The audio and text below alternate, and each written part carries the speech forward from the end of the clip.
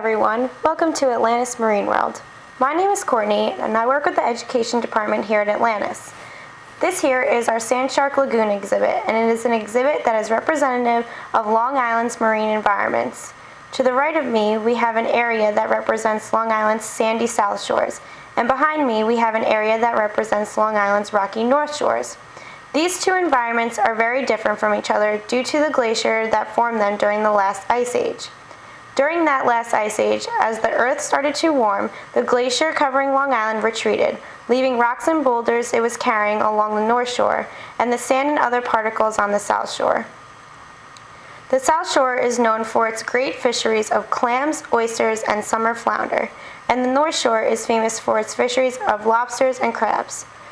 Long Island once supported a multi-million-dollar lobster industry in the 1990s, but the population of the lobsters drastically started to decrease and die off due to a shell disease that took over their population. Long Island's marine environments also support many endangered shorebirds that live on the island or visit it each summer to reproduce. To the right of me is a figure of the piping plover, which is an endangered shorebird that lives on the shores of Long Island. It is endangered because their eggs are very vulnerable to predators since they lay them on simple scrapings of sand. This cage-like thing you see around the piping plover nest is what is called an exclosure. These are put around the eggs of the piping plovers and prevent predators such as foxes to get in and eat their eggs. It also allows for the adult piping plovers to go in and out of the exclosure and forest for food. Above me is a nest for the osprey, also known as the sea hawk. This is a shorebird that visits Long Island each summer to reproduce. What's interesting about the osprey is that their population was once almost extinct due to the chemical pesticide DDT. DDT was once used to control mosquito populations, but scientists soon realized that ospreys were eating other organisms that were absorbing the DDT, and in return, when they laid their eggs, they would be very weak or have little to no shell at all.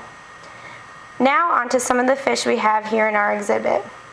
We have the striped bass, which is the New York State marine fish, and what's interesting about them is that they live in salt water, but they travel up freshwater streams to spawn, and a single female can lay up to 3 million eggs.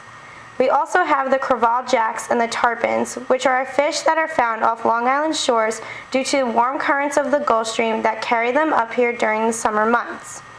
Swimming to the left of me, you will see a flatfish known as the summer flounder, also known as the fluke.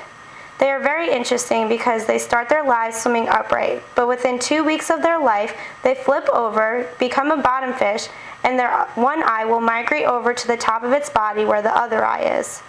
The large black fish you see is called the black drum, which is a large fish that looks similar to the striped bass, but they are a blackish gold color, and they get their name from the loud drumming sound they make when they are trying to mate.